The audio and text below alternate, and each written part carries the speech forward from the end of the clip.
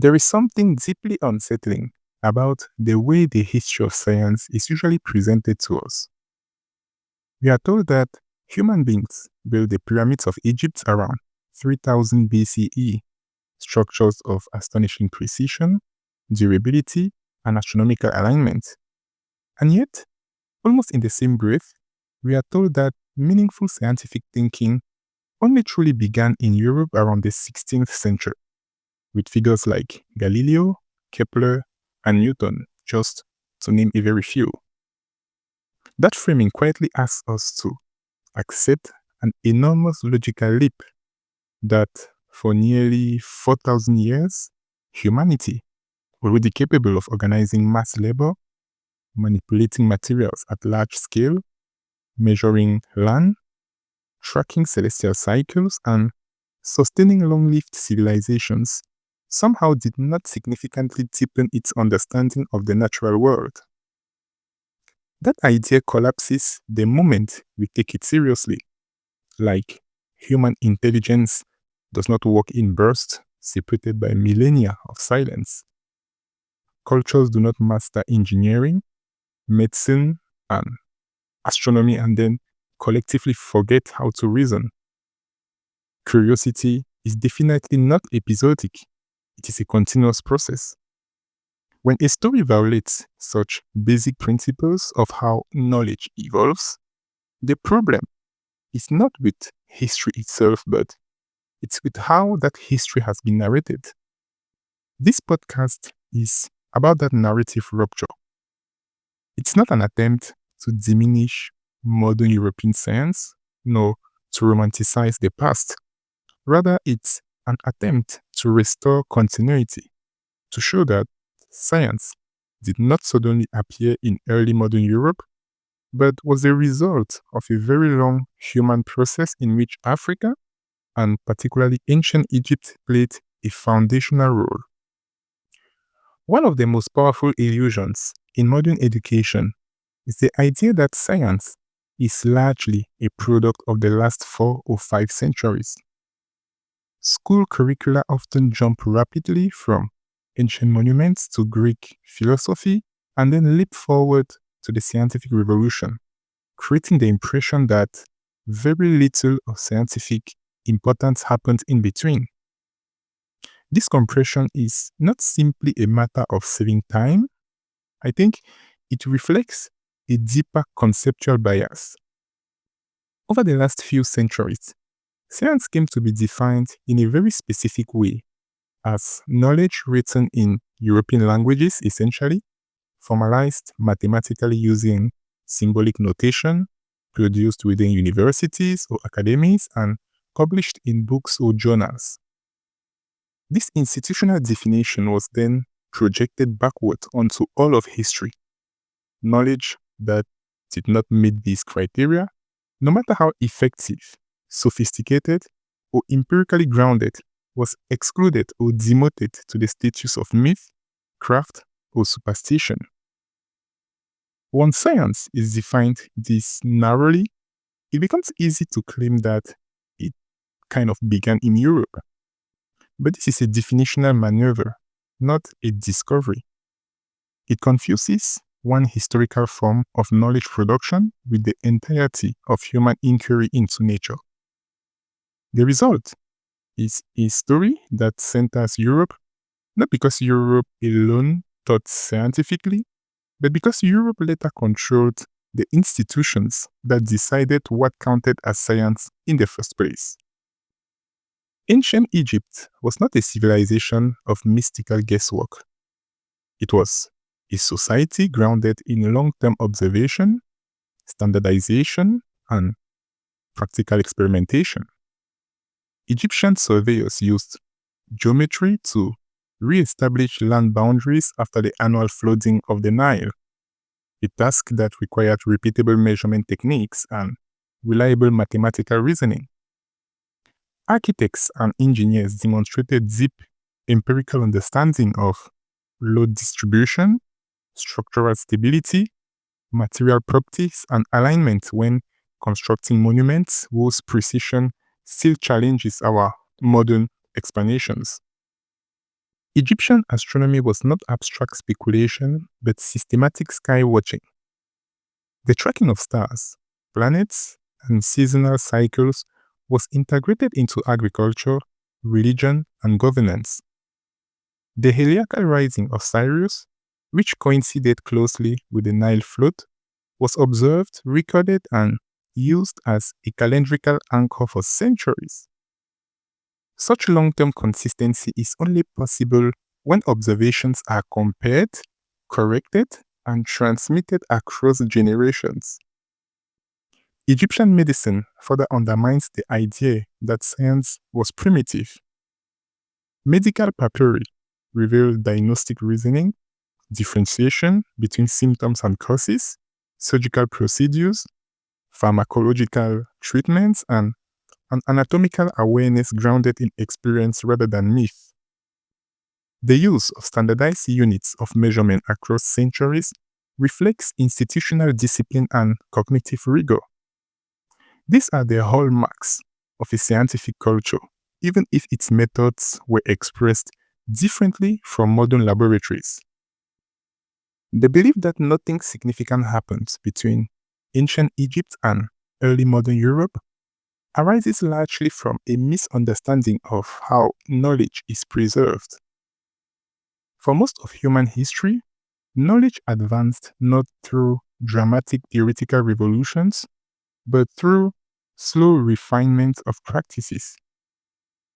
Techniques were tested against reality, corrected when they failed, and preserved when they worked. Builders improved construction methods, farmers optimized cultivation, healers refined treatments, and navigators learned how to read winds, currents, and stars.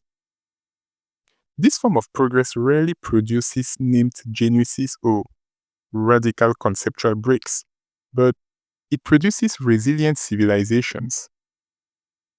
Many African societies sustained complex social, economic, and technological systems over long periods, which itself is evidence of continuous learning. Modern science often privileges abstraction and novelty. Ancient and medieval societies often prioritized reliability and survival. These are clearly different emphases, not different levels of intelligence. Another reason African contributions appear sparse in standard histories is that the historical archive itself is profoundly damaged. History is only as visible as the materials that survive, and survival is not neutral. Writing materials such as papyrus, parchment, and early paper decay over time. Libraries burn in wars. Oral traditions vanish when communities are displaced or violently disrupted. All civilizations experience loss of records, but Africa experienced loss on an extraordinary scale. From the transatlantic slave trade onward, entire regions were destabilized for centuries.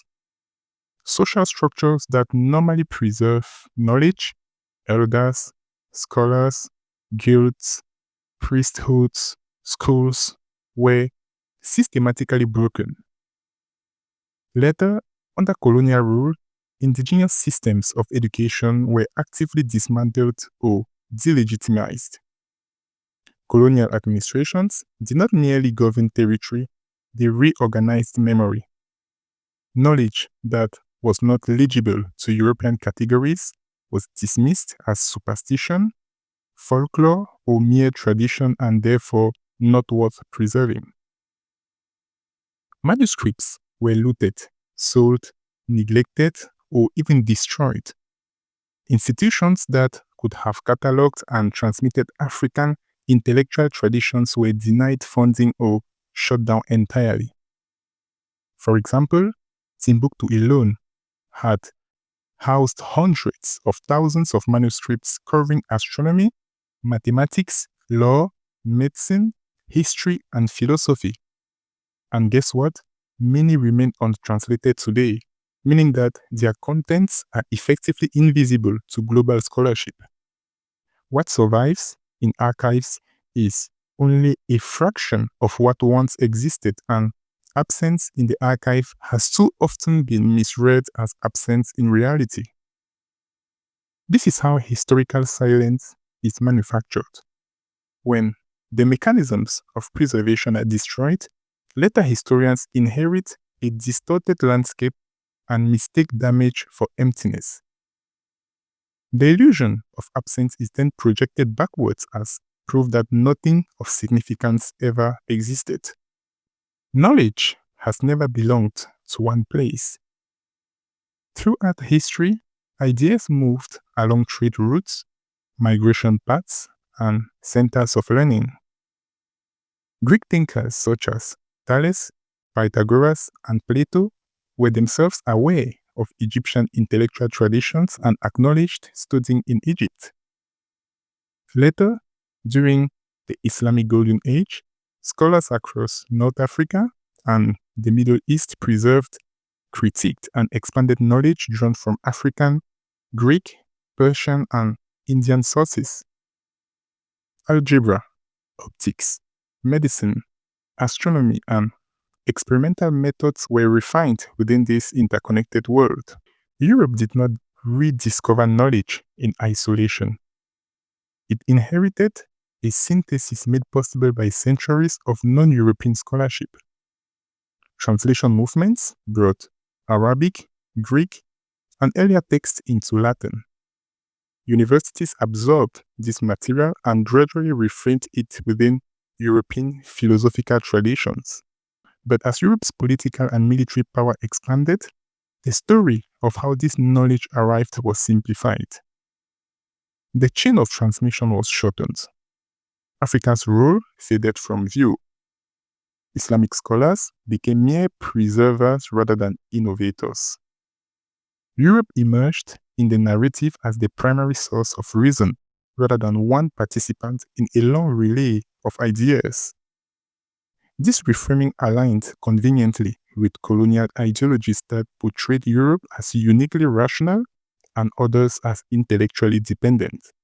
Credit, in other words, followed power.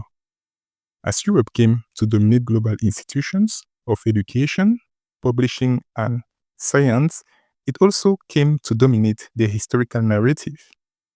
Contributions that could not be easily assimilated into that narrative were minimized or forgotten. The scientific revolution of the 16th and 17th centuries was undeniably transformative, but its meaning has often been overstated in the wrong way. It did not mark the sudden awakening of rational thought after ages of darkness. Rather, it marked a structural shift in how knowledge was produced, stored, and amplified. Printing technology allowed ideas to be reproduced accurately and distributed widely. Universities and academies provided institutional continuity across generations. Patronage from states and elites created incentives for sustained research. This institutional environment created a powerful acceleration effect. Discoveries built rapidly upon one another because they were preserved, standardized, and shared. But acceleration is not the same as origin. The conditions that made this acceleration possible were historical and material, not biological or even cultural. They depended on access to resources, stability, and global networks. Crucially, much of the wealth that supported European scientific institutions came from outside Europe. For example, trade monopolies, colonial extraction, and enslaved labor redirected enormous resources towards European centers. Science flourished where capital, infrastructure, and political backing converged. Without these conditions, even extraordinary intellectual talent would have struggled to leave a lasting mark. Understanding the scientific revolution in this way does not diminish its importance. It clarifies it rather. It shows that what was revolutionary was not human reason itself, but the system that allowed reason to compound its effects. Acknowledging the deeper and broader history of science does not require rejecting European thinkers. Galileo's insistence on systematic observation, or Kepler's mathematical descriptions of planetary motion, or even Newton's synthesis of mechanics were extraordinary achievements. They reshaped humanity's understanding of the universe. But treating these figures as singular origins rather than as inheritors distorts how knowledge actually develops. Scientific breakthroughs are never isolated events. They occur within intellectual ecosystems shaped by earlier insights, tools, and questions. Newton's work relied on mathematical traditions, astronomical data, and philosophical debates that long predated him.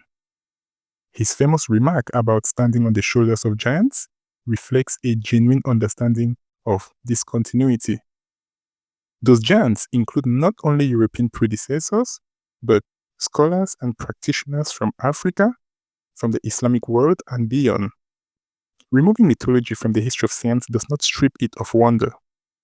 On the contrary, it reveals something far more impressive: a species-wide capacity to investigate reality shared across cultures and epochs. When we stop attributing progress to isolated civilizations, we can finally appreciate science for what it truly is: a collective human project.